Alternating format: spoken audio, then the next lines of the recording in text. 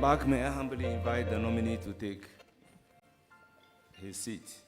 And sorry, we have to take some time, the integrity of Parliament as a whole.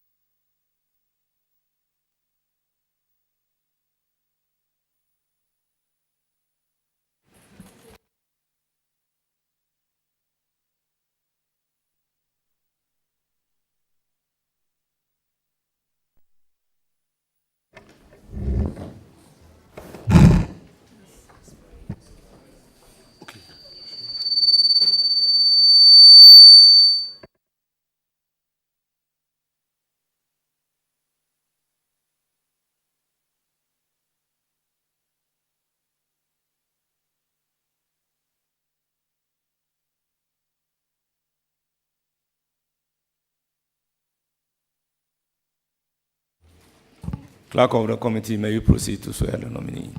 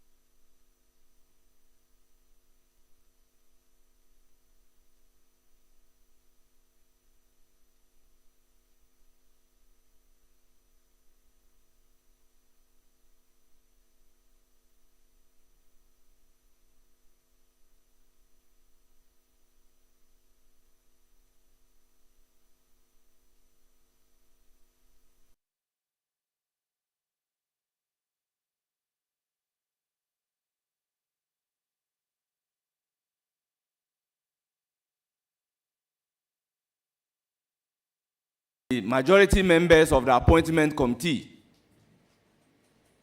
have been demanding money before approving the nominees. And the chairman must submit himself to oral.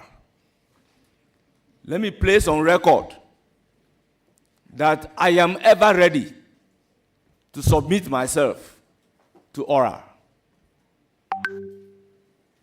The second aspect was to the effect that all the committee members are taking money from the nominees before vetting and approval. This morning, instead of starting vetting at least by 10 o'clock, we recall into a conclave to deliberate on this issue. We need to stop certain attitude. So therefore, I, Bernard Ahiafo, First Deputy Speaker of Ghana's Parliament, and the Chairman of the Vetting Committee, wants to place it on record that myself and the committee members do not demand money from any nominee before vetting and approval. I will therefore direct the clerk of the committee to invite Oliver Baker Vomawo to appear before the committee tomorrow at 10 before noon to provide evidence of Bernard Ahiafo, the chairman of the vetting committee, or any member of the vetting committee, to back his claim that we demand money from the nominees before vetting and approval. Clerk of the committee, I so direct. When he failed, then we can invoke the powers of the committee under Article 103 and our own standing order 134. I so direct. Thank you for your attention.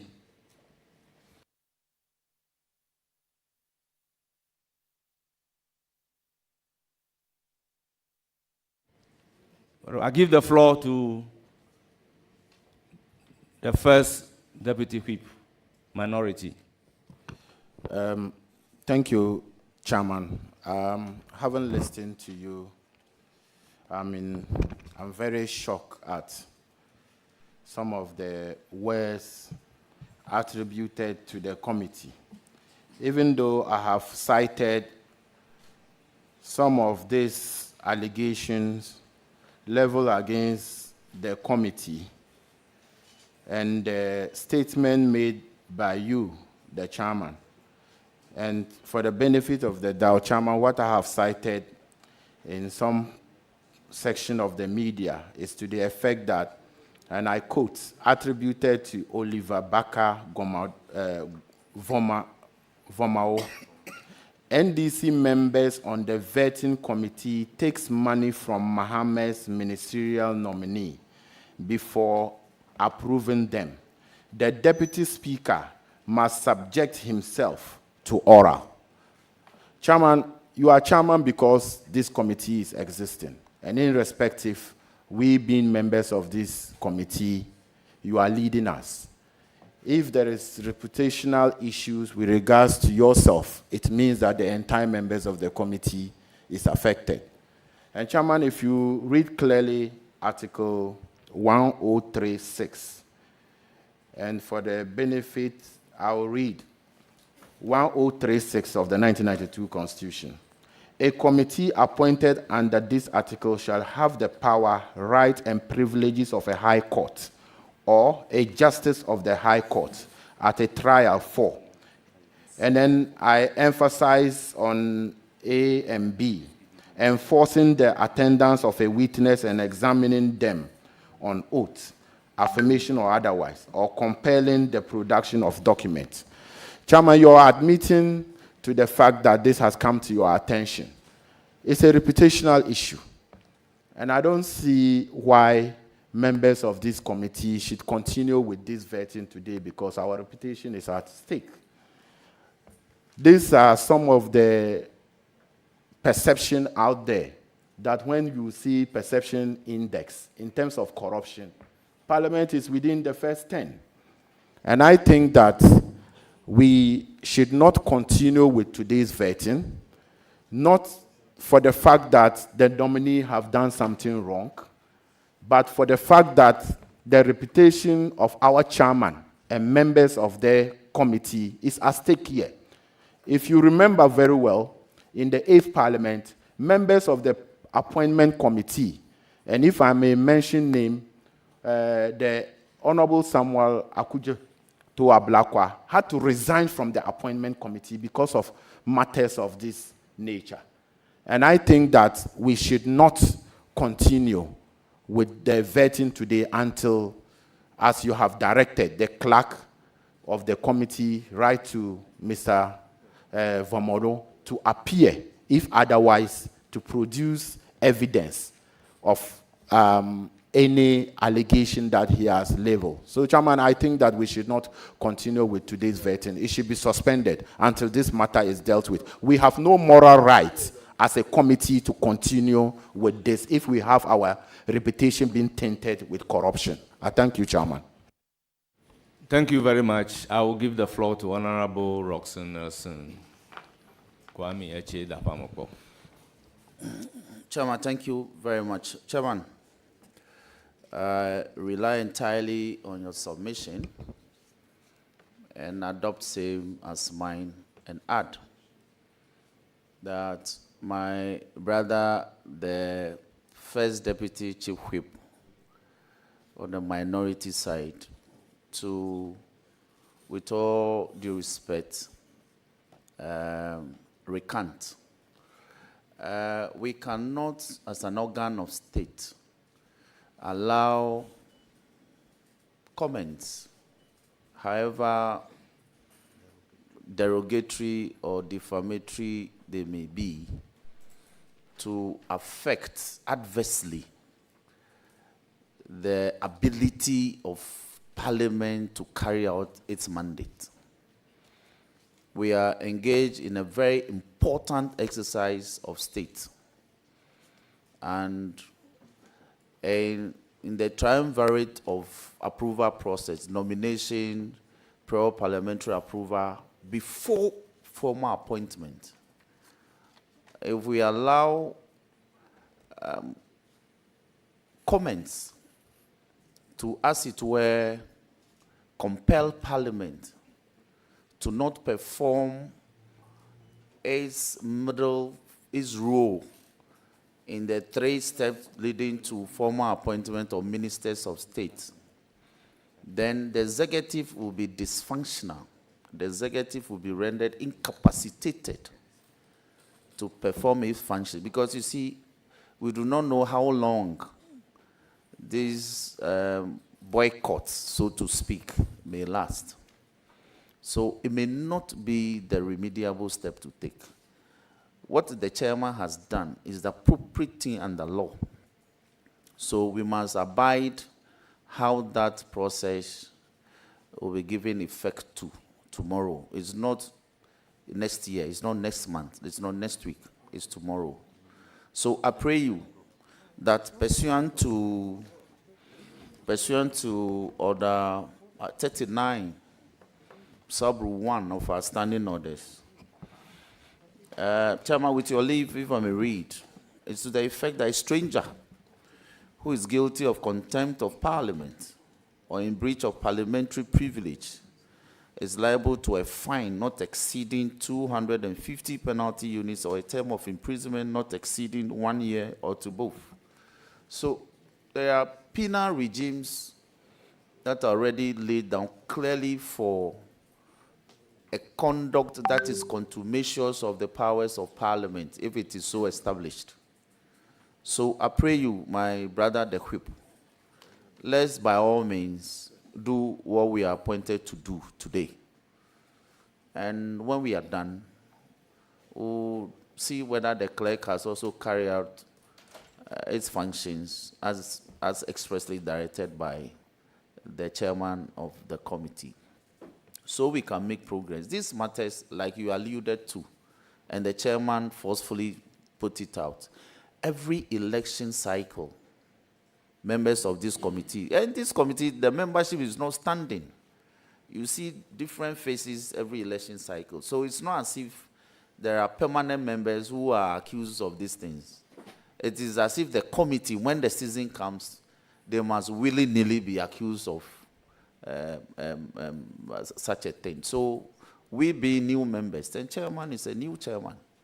He won't allow the committee to continue to be tainted in this manner, and we give him our full support. So my brother Alhaji Habib, let's do some work for today. I thank you for the opportunity, Chairman. Honorable Chief Whip. Yeah, Chairman, thank you very much. I think it's important we place on record that the concerns we are raising do not have anything to do with the nominee. I know the nominee very well. I think he came after me 2 years at the Nooks presidency. However, this matter should have been raised yesterday. We in the minority compromised based on engagement we had with the chairman that the matter should be deferred to today. So it was most coincidental that we are raising it and it's coinciding with your coming. So it's important we don't get the wrong impression. Again, it is also not because you are not a member of parliament. People will make the argument that one of their own, the vetted MPs who have been nominated, why him?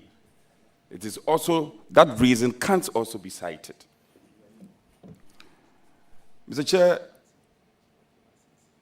it's important we also put on record that the activation of Order 3 was at our instance, where names of nominees will not have to be read on the floor. I recall vividly, it was the respected minority leader who activated that, and we got your support, your side to support. So in principle, we in the minority are for the vetting. And the evidence abound. In fact, the formation of the 3 critical committees, i.e. the appointment committee, the selection committee, the business committee, being teased out of the lot for a motion to be moved on the floor for these committees to be formed. It was at our instance as a minority.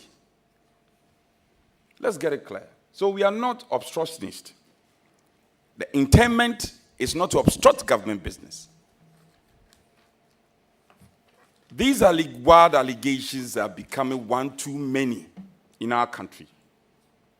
One is lowering our reputation as an arm of government and an institution of state. All we have as members of parliament is our reputation. That is all we have. When we cannot pretend, sitting behind this table and pretend that we have nothing more than that. It's all about our reputation. And I value my reputation. We in the minority, we value our reputation so well. The majority also value their reputation. So, Chair, we heard your directives well. I think it makes sense. But we disagree. We strongly disagree with you. Today, we cannot vet. The body has been impugned. Our reputation has been battered. Until we purge ourselves, we have no business to vet any nominee. And let's also send the word out there to the executive. We have been most magnanimous to the executive. If in days that we were not supposed to vet, in fact, yesterday we were not supposed to vet. Was it Monday? Monday we were not supposed to vet.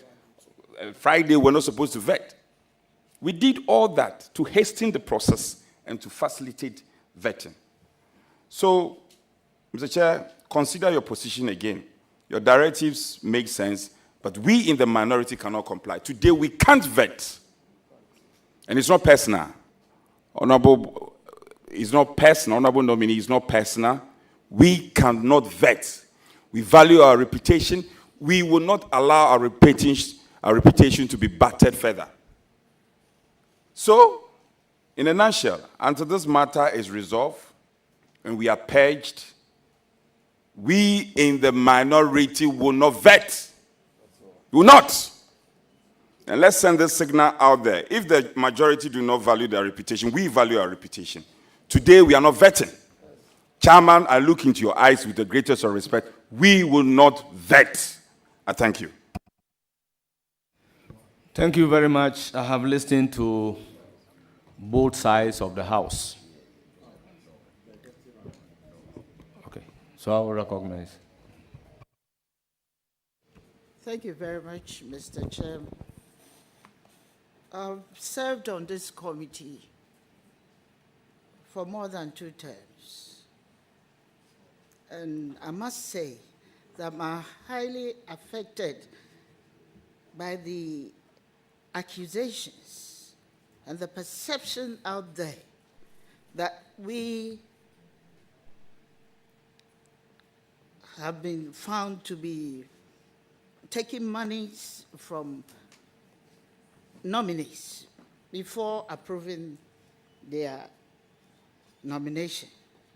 And I think I must say that I'm seriously hurt by this continuous occurrence of such accusations.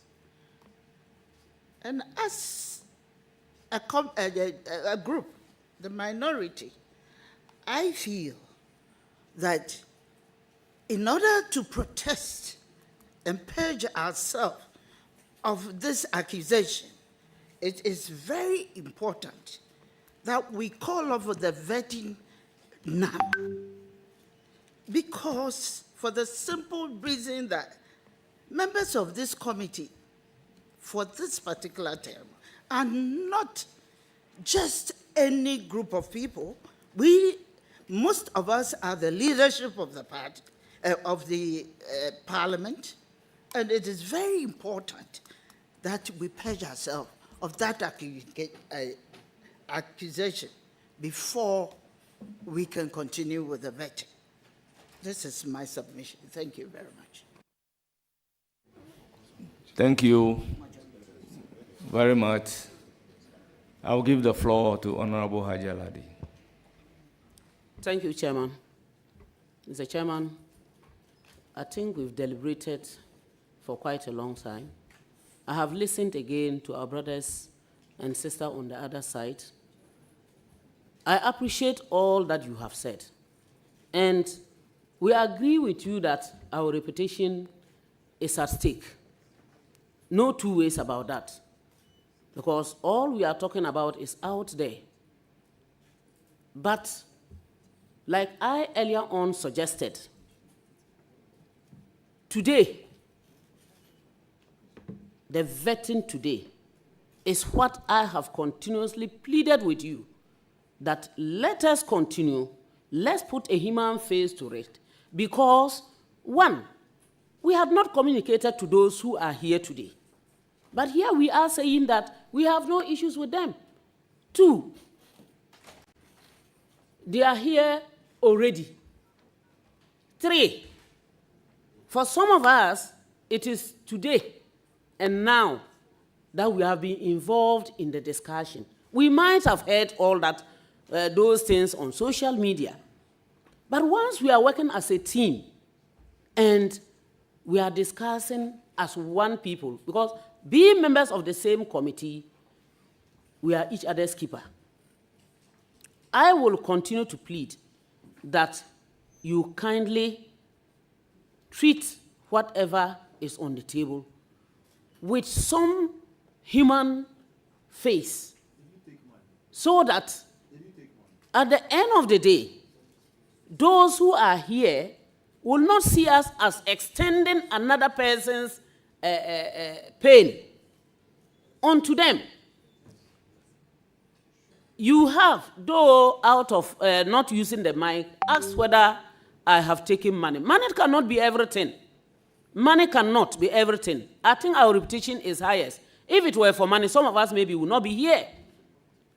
So please, Mr. Chairman, I think I just want to add my voice and to also tell the general public, no matter where you find yourself, excuse my language, even if you were just sitting in the market, please, certain utterances do not help us.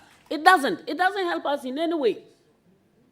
So let us be very careful and conscious of the things that we say, which will come back, bite us, and would now be running around and pleading.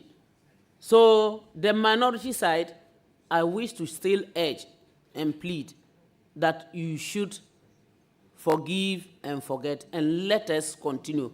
I am saying you should forgive and forget, and I've seen you saying, hey, forgive, yes.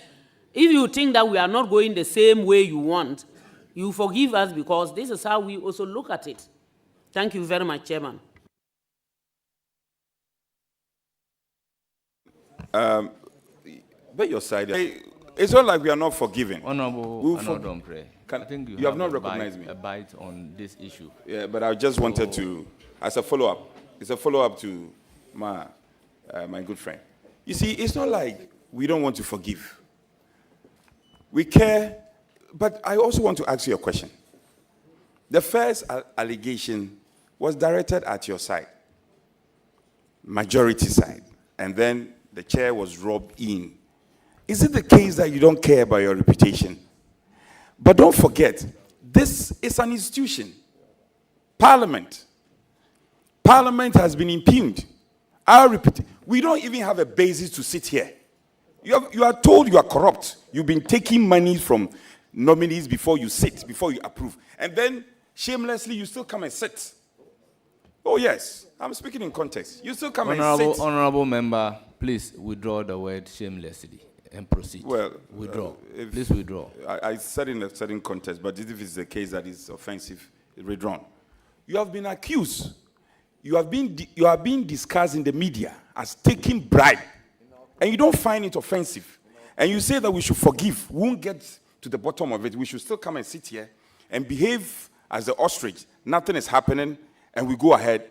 We in the minority side will not support you to do this. We won't inflict further pains on Parliament. We have suffered too much. It's not okay. It's not. Chief Whip, it's not okay. It's not okay. It's not okay. So what we are saying is very simple. Mr. Speaker, suspend sitting, suspend vetting. The nominee knows it's not about him. We are not being personal. Your visitors, we apologize to you. Go back and come back another time when the committee so decide. If it were you, you will react in the same vein. I am very pained. Since Monday, since Saturday, the weekend, and I got calls, my children sent me the allegation. Daddy, are you taking bribe before you do your civic duties? My constituents send me messages. Are you guys taking bribe before doing your civic duties? Chairman, we beg you in the name of God. Let us come together and fight as a bloc. Let us fight this allegation as a unit. For once, let's put our partisan positions aside and deal with this young man for him to know that indeed there are parliamentarians who discharge their civic responsibility, our patriotic responsibilities, without necessarily taking money from people. This cannot be entertained. I mean, we can't vet today. We can't vet today. We can't vet today. And let it be said that the minority are against it. We can't vet today. That is my position. And if you don't care about your reputation, we care about our reputation. Because they've put together all of us. And they said that the institution parliament. And this is the first deputy speaker. A man who has discharged his legislative function with a lot of respect. Honorable Hiavo, we have never heard anything untoward about your reputation and about your persona. We cannot sit and allow people to run you down. You are the Speaker of Parliament. This is an affront on the institution called Parliament. It's an affront on all of us, and we are not going to sit down. There should be no vetting. There will not be any vetting today. There will be no vetting today. No, there will be no vetting. We're saying it. I'm repeating it. There will be no vetting. And let me say it again. Maybe just to rehash. Honorable Boamah, it's not about you. And you know we have a relationship. I will not do this to Honorable, you. It's not about you. Mr. Chair, Honorable, please don't be repetitive. I will not be Don't be repetitive. repetitive. And also, his supporters who came with him. It's not about you. It's a principal position that we expect everybody here to appreciate. We can't allow this to go on. Mr. Chair, on this occasion, I invite you to suspend sitting. Honorable Honorable Habib, you had the floor, so please take it easy. Please take it easy. Please, point of information on what the whip has said. Is it point of information on what the whip has said? So please. Honorable Chief Whip, minority, I agree with you, except suspension of sitting. And these are my reasons.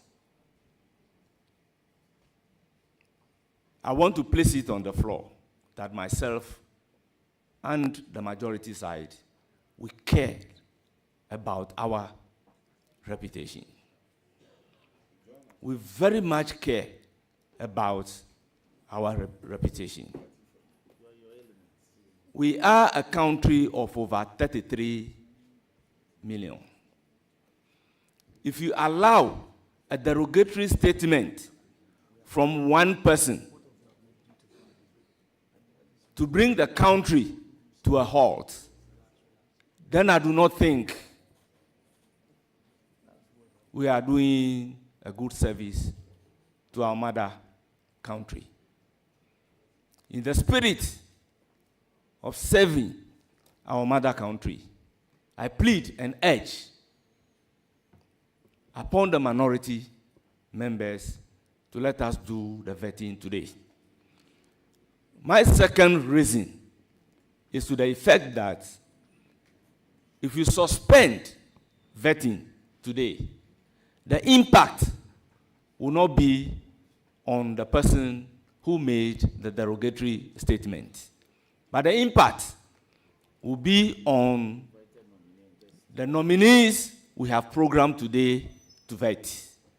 So in effect, would have been punishing them for a crime that they are not responsible, for a statement that they are not responsible.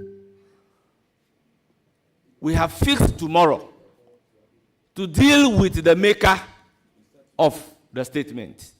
So therefore, I will want to touch the soft part of your heart to let us proceed in the spirit of consensus to do the vetting for today as the clerk carried out the order of the committee to invite the maker of the statement to appear before us. Then we can deal effectively with the maker of the statement. So I sincerely plead with you to proceed to do the vetting. Speaker, we want to help you to navigate, and in this house, leadership has an inherent responsibility to help you navigate. And I see, with respect to you, you are struggling to convince us. You said you appeal to our soft heart. Indeed, we have heard you. We've heard you, you've spoken, but we are also in pain. We are in pain, deep pain, because, and we are also concerned about Parliament as an institution. Deciding to not to vet today will not be injurious. Let's establish that point. It will not be injurious. We are not saying we will not vet. Fine, we are all Ghanaians. They also care about the reputation. Honorable Boamah, he cares about the reputation of Parliament. He cares. And this is a very respected institution you are appearing before, Parliament. And you are being told that the very institution, you are going to be Minister for Defense. You go out there to other jurisdictions and they say that the very institution that vetted you is corrupt. How are you going to feel? How are you going to feel? Mr. Chair, I appeal to you. We have staged a number of compromises already. Check Order 3, I think for the first time, and kudos to the minority. The names came, we assume that they have been referred. We've done all this. Yes, so on this occasion, I'm sorry. On this occasion, Speaker, we are sorry. We cannot go with you. We cannot go with you. And the Honorable Boamah has something to add. Yes. Go ahead. Chairman, thank you very much. Chairman, like you said, we agree with the sentiments shared by the minority side. But clearly, there appears to be a deadlock regarding whether to proceed with vetting today or not. And I think that when at a committee, Chairman, please, if I may, when at a committee there's a deadlock regarding how matters should proceed, we take a decision. Now, if we cannot build consensus on this matter, I submit that we take a decision. Chairman, look, 4 years ago, the allegation didn't even come from an outsider. It came from within. Vetting proceeded. Vetting proceeded until the matter was dealt with. Two. State versus Autry. State versus Autry.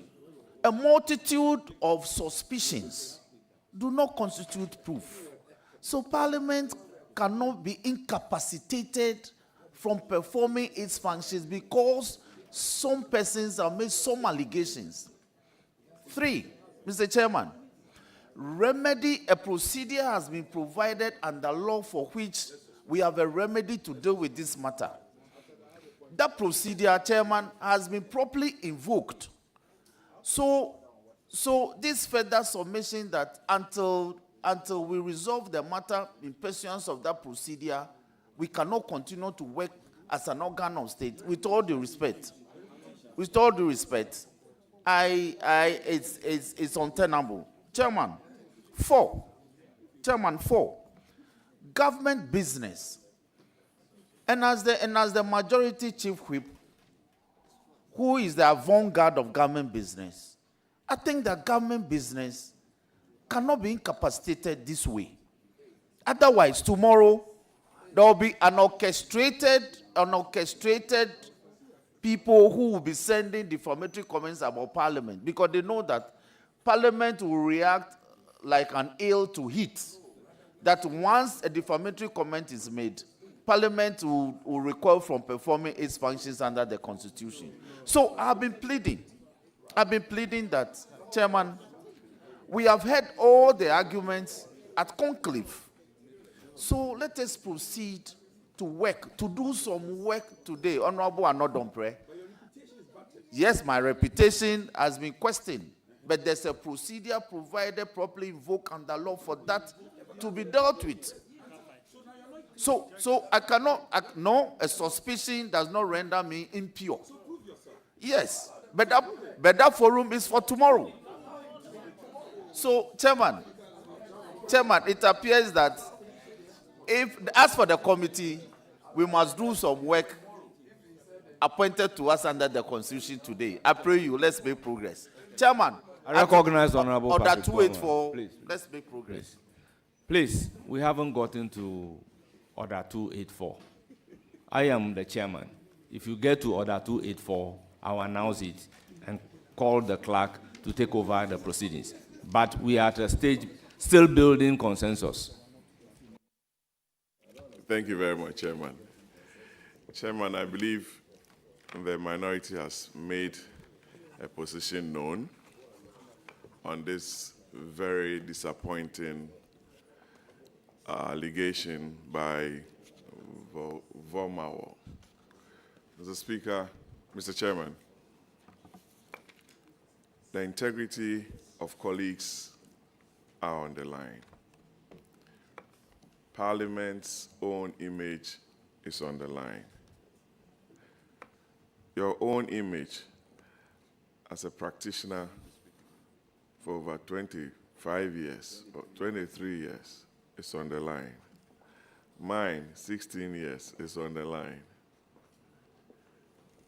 Roxanne, my classmate, Afenyo Make, my classmates. We are all hurt by this very, very unfortunate incident. Mr. Chairman, we believe that we don't have to get to the situation of invoking Order 284 to take a decision. We know you are in the majority. A decision will be taken, and what next? You win the vote, and you need our side on the committee again from tomorrow. I don't believe that is what you want to achieve as chairman. So far, we've produced consensus reports on, I think, all the nominees. And our side has been very cooperative from the time we suspended the rules under Order 3 to date. We've come, we've asked all the questions, we've generated our reports. Nominees have been approved, some have taken their seats as ministers. So I believe that at this point, where we are having this disagreement after about 2 hours of wait by the nominees, we need to, Chairman, I'll wind up soon, Chairman. We need to suspend sitting, take a break, and go and confer and come and take your decision finally. Thank you. Chairman, sorry. Chairman, can I put it on? Honourable members, I want to hear from the ranking member. But Chairman, let me say something before the ranking member come in. Chairman. Honourable Habib, Chairman, with I have given respect. you the floor. I cannot give the floor.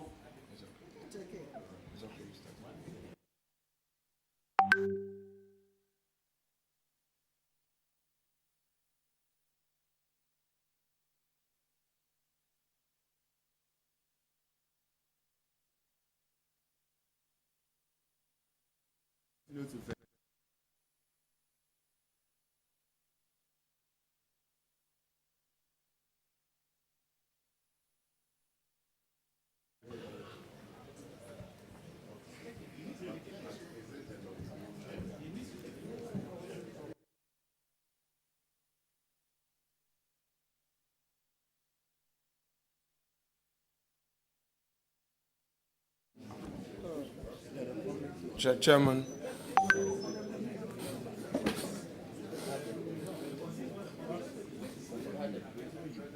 Chairman, thank you for the opportunity to make my views known on this matter. I have a couple of issues to bring to the attention of all of us. Issue 1, the views expressed by Honorable Ladi to the effect that he's pleading with the minority to allow vetting. I must state that it is not about the minority opposed to a vetting. It is about the matter in issue,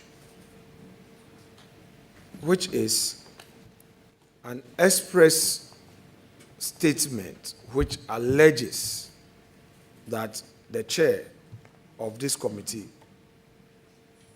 has been demanding money from nominees of his own government.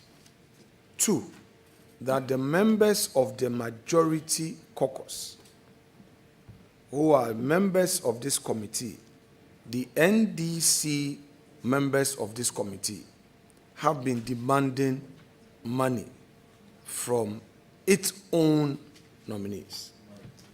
We know, and it is a notorious fact, that Mr. Boamah is a member of the NDC fraternity. It is a fact.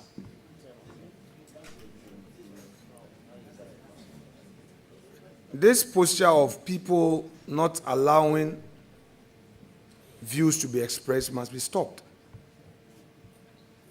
It is a notorious fact that Mr. Boamah is a member of the NDC tradition.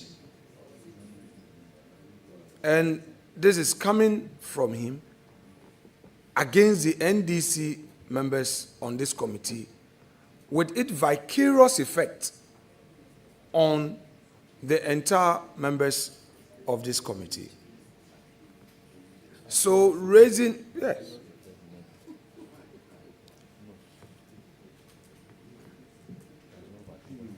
What it means is that you have done something, as he claims, but we share in that liability with you as the minority caucus. It is in that spirit that we say that let this matter be properly resolved for all of us to have a way forward. Issue 2.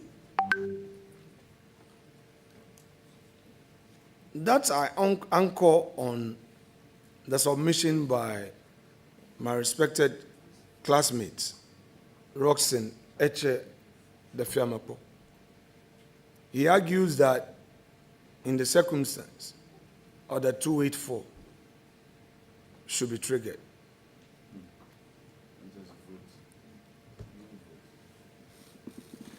There is a matter of reputational effect.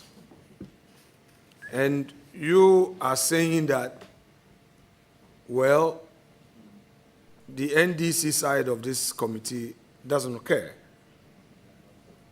So there should be a vote so that the majority will carry the day. May I remind my respected colleague that the enterprise we are in is a perception-driven enterprise. And it's not about you, and at the risk of sounding a bit unfair to you. Perhaps if we want to boycott, we should boycott. Because after all, it is you who is most affected, and you don't really care, with your tail in between your thighs that, hey, you don't want to, touch him, or because you think that he is of your tradition, so you don't want to. No. The thing has gone beyond NDC. And as Mr. Kennedy Japan once said, this is about systems and policies. This is not NDC or MPP. This is the institution of parliament.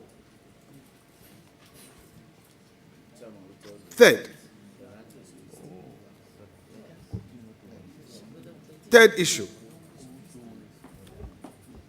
Chairman, you have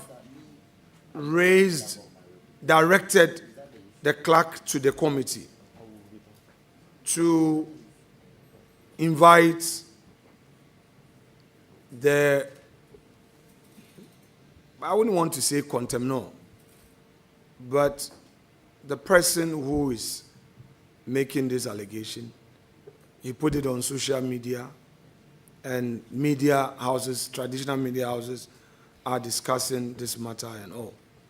You have directed that he be invited here so that tomorrow we suspend the sitting for tomorrow and at least proceed to do today's sitting. But may I remind you, Mr. Chair, that yesterday this matter was brought to your attention as the head of this committee, and to the best of my knowledge, the understanding was that this matter will be dealt with. It appears that we are not adding on this aspect of, in view of the matter still remaining unresolved, whether or not to proceed or not to proceed. Chair, in all humility, let me pray that you suspend sitting for us to go into conclave, to further deliberate and abide by whatever we'll be able to conclude, so that we proceed. And without overstretching the argument, we have, by consensus, passed all your nominees except one, Honorable Emmanuel Kofi Omane, which we are yet to take a decision on. But all others, yesterday's vetting, all others, we don't have a problem. Sometimes our own side feel, you see the social media, they think that, oh, why is the minority side being all, cooperative?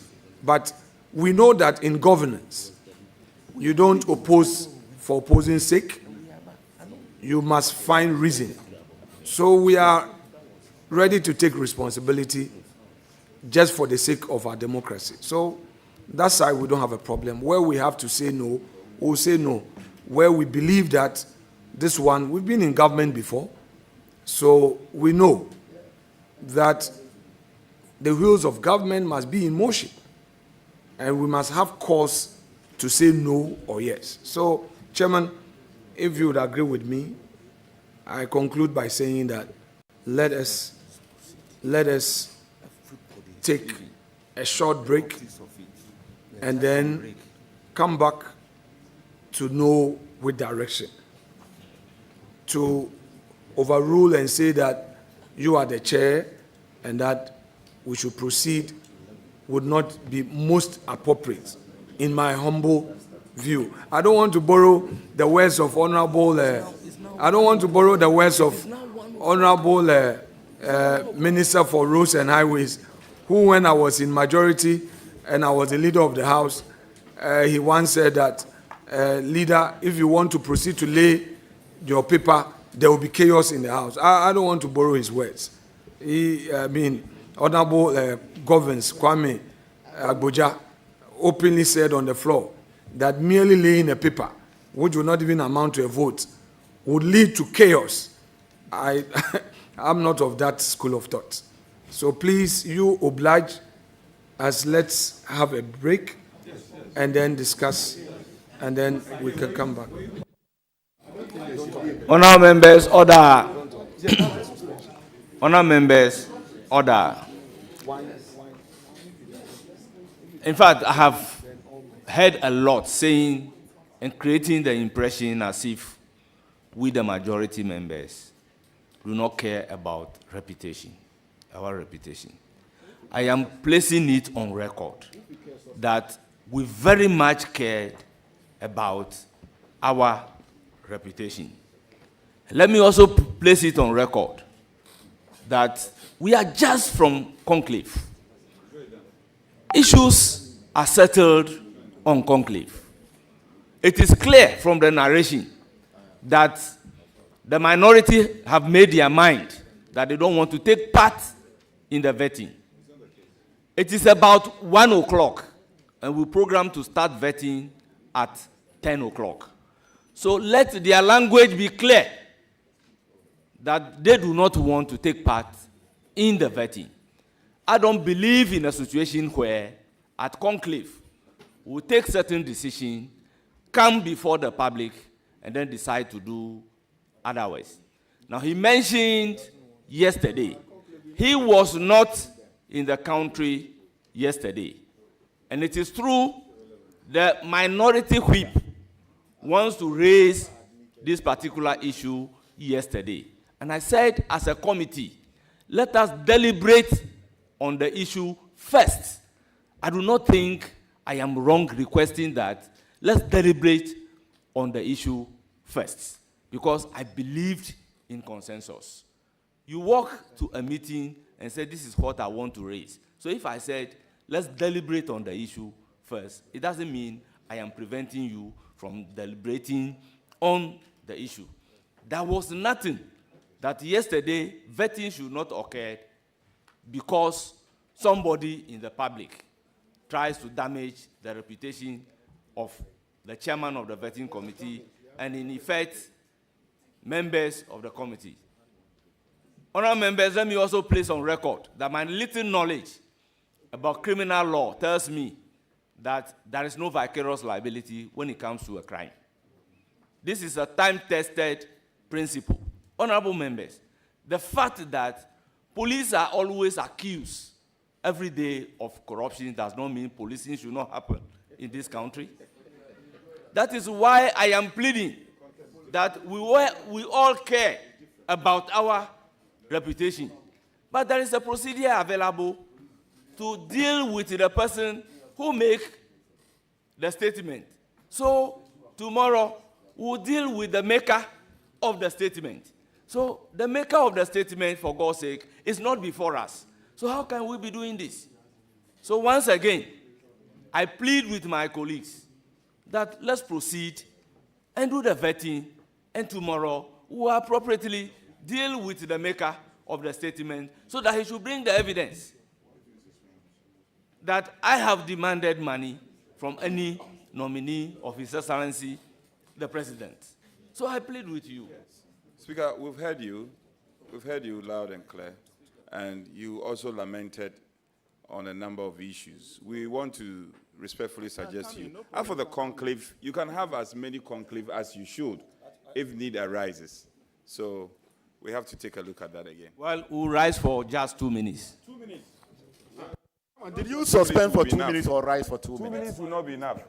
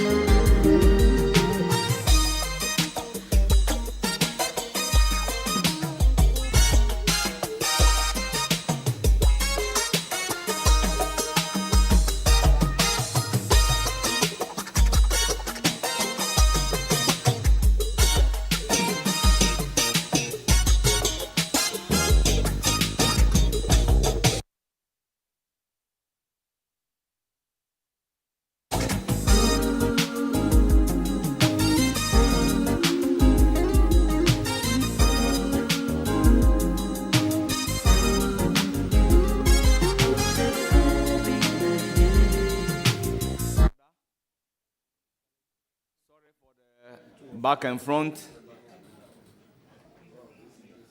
In Parliament, sometimes we go through this in order to build consensus.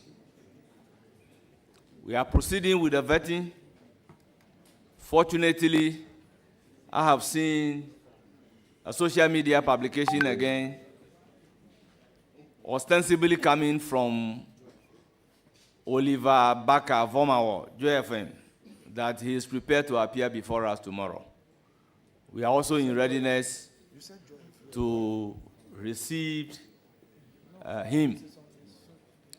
We'll proceed with the vetting of the Minister Designate for Defense. Oh, you've done that already. Oh, well, if you've done that already, then before proceeding with the vetting question, I have some questions for you. Ever since you are nominated as a minister, before the introduction, you tell us about yourself. Have you spoken to me on phone? No, Mr. Chairman. The last time we spoke must be somewhere September or August 2024. After your nomination as a minister designate, have you been to my office?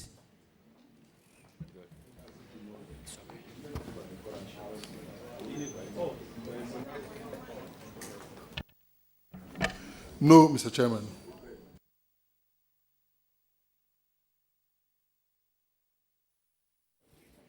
Meeting you today on the corridors of the vetting room, have you sight your eyes on me after your nomination, announcement of your nomination as a minister responsible? No, Mr. Chairman. Did I ever call to demand money from you? No, Mr. Chairman. Now, before I give you the floor to tell us about yourself, it's been alleged that we demand monies from the nominees before vetting. Tell the general public whether I, Bernard Ahiafo, or any member of the committee ever demanded money from you before today's sitting.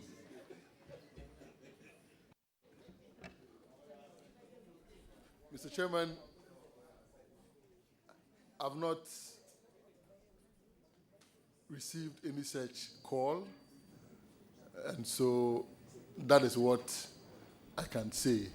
I'm here to be vetted, to answer the questions to the best of my ability, and with your blessings, to serve our dear nation as much as I can. Thank you. Very much. May you proceed to tell us about yourself. I'm Kofi Omane BoamahMinister, trained medical doctor by profession, married with 3 children, also a health policy analyst, former Minister for Communications, former Deputy Minister for Environment, Science and Technology, former Deputy Minister for Youth and Sports, also presently Director for Elections and IT of the NDC. For the 8 years that President Mahama was in opposition, I also served as a policy advisor and political strategist to him. Thank you. Thank you very much. You are welcome to the vetting committee. Great.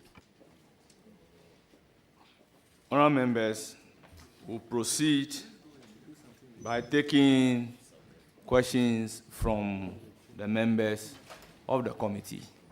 It is my pleasure to start with the subject matter committee members.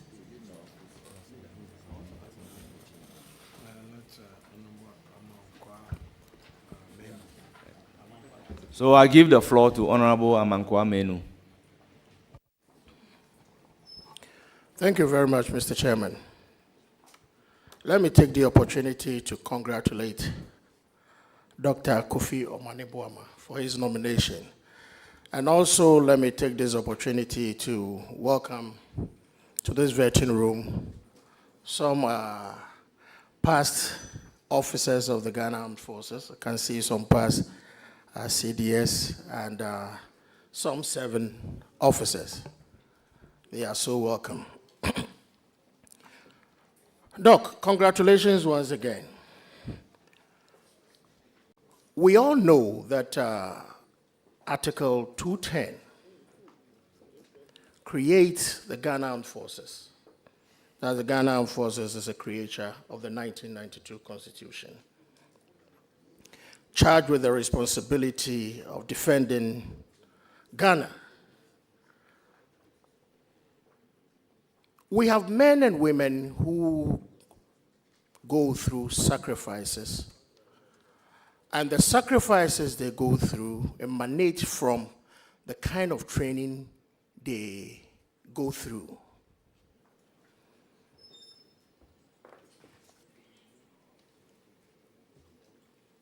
We have had instances in this country where people have always asked questions about the way recruitment and enlistment into the Ghana Armed Forces is done.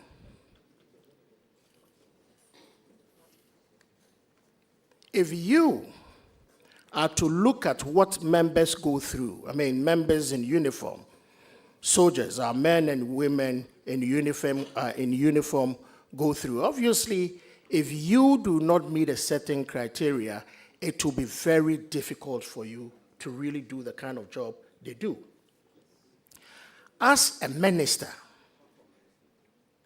looking at the fact that the Ghana Armed Forces have a time-tested, laid-down processes, procedure, and the training that they go through, as a minister designate for the Ministry of Defense, and looking at what the soldiers go through, looking at, the time-tested training or the time-tested procedure, processes, and all that they go through.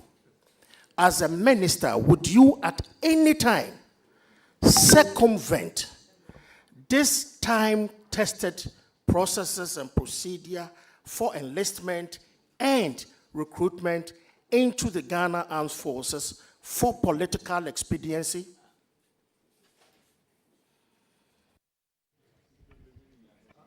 Thank you, Honorable Minister Designate. Thank you, Mr. Chairman. If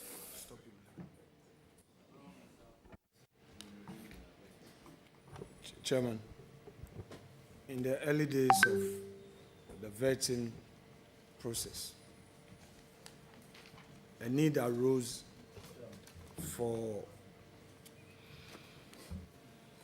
you to be seen as the chair of this committee and none other. Rightly so, you are the chair.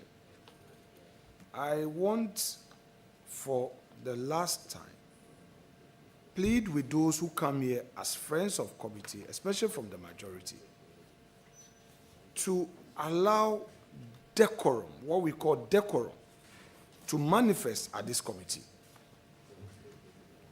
I will end it here.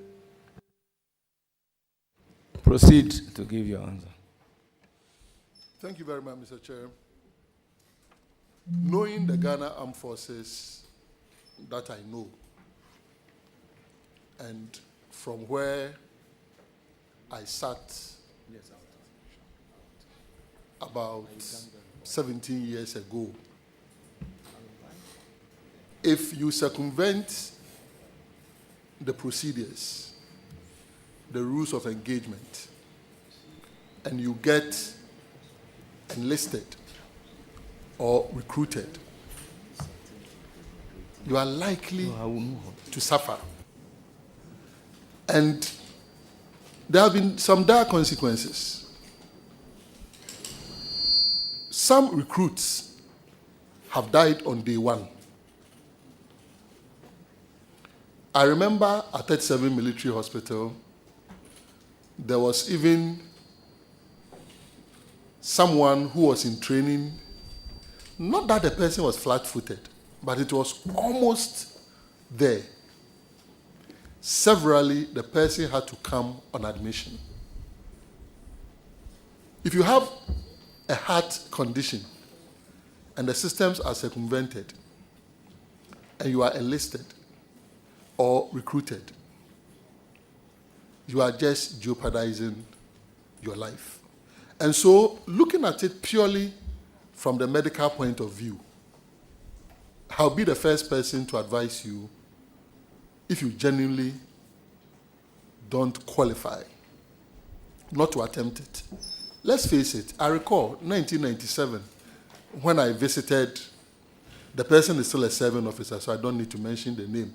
When I visited the person at the academy, one of the first things I saw was, abandon all hopes of normal life, all ye enters here. What that means, that at the beginning of the training, you are being asked to abandon all hopes of normal life when you enter the military academy. And it is not easy. If I may add, some people go all the way to the point of being tempted, and they consider and drink water that has been used to soak clothes, because you are thirsty. You are tested to the limits. That is the reality. And so, I will not, and have the assurance that I will not circumvent the procedures. Thank you, Mr. Chairman. Mr. Chairman, I don't have any follow-up questions. So Thank you very much. I'll proceed to give the floor to Honorable Habib. You don't have any further? No follow-up. No follow-up, but you have a further question. Please go ahead. Mr. Nominee, we know that the West African sub-region has issues with terrorist activities. And the experts tell us that the movement of these groupings is southwards. If you look at all the countries within the sub-region, most of them, if not most of them, except probably our beautiful country, have tasted the bitter pill of terrorist attack. The Akufo-Addo government, in trying to provide security for this country, adopted two, as it were, two strategies. First of all, to have Operation Conquered Fist, where men were sent to man our borders. And then secondly, for the long-term effect, to build the forward operating bases, FOBs. Most of these FOBs are at various completion stage. And then to also deal with the issues of our waters, because we also had pirates coming in. There was the need to also get one of the vessels is waiting for parliamentary approval. Mr. Nominee, if you are given the approval, what would you do? Would you immediately work very fast to ensure that the FOBs are completed so that soldiers can move in, and then see to the acquisition of these long endurance vessels to enable our men provide the security that we so need in this country? Mr. Chairman, the FOBs are very critical and they are needed in protecting Ghana. It is true that terrorists, and if I may add, violent extremism has caught up with us. Successive governments have done very well in ensuring that we have not recorded any incident at this stage within the territory of Ghana. But there is also the strong belief that there are some sleeper cells of some of these groups, which so far our military has been able to contain and sometimes even push them out of the country. Where we are, we cannot do without the FOBs. And if you ask me, we may even have to consider accelerating the completion of what are already under construction, and then also identify some of the border areas. We have as long as over 2,000 kilometers stretch regarding the fringes of Ghana. And if these fighters, silent fighters who use the David and Goliath kind of a system, the asymmetry system in which they use to fight countries, are minded to attack us, they have over 2,000 kilometers to help them to strategize. What it means is that we need more of these FOBs, but not just that. You raise the issue of the naval vessel. It is not just the Navy that has challenges. Without exposing our armed forces too much, because our neighbors are accelerating their re-equipping. The truth is that the Air Force also needs re-equipping. I don't want to go into too much details regarding that. So it's a holistic thing. And in looking at this, we also need to sensitize the populace, because it is not just a matter of acquiring the vessels, acquiring the equipment. The citizens must also be conscientized so that they will be able to help the Ghana Armed Forces to detect early when these incursions are being done. And this is where I commend the appointment of Lieutenant Colonel Larry Bevlolate as the envoy to the Sahel regions. Is going to assist to be able to understand, help in early eye detection, assist with defense diplomacy, whilst our Ghana Armed Forces also continue to engage them. And so, yes, we will need to complete the FOBs. We will need to consider extending even the FOBs to other parts. It is not just the borders, even the riverine areas. There are some entry points that can also be considered. And so you can have my assurance that together with the service commanders, the CDS, and with the commander-in-chief himself, we will do everything that we must do if I receive your approval to protect and defend our dear nation. Thank you very much, Mr. Chair. I'll do with my last question. Honorable nominee, the Ghana Armed Forces has been going through some expansion. And one problem bedeviling the Ghana Armed Forces has to do with accommodation. The Akufo-Addo-led government embarked upon the barracks regeneration program where houses of befitting accommodation were built in all the garrisons in the country. Looking at the housing situation we have, would you, when the approval is given, make conscious effort either to continue with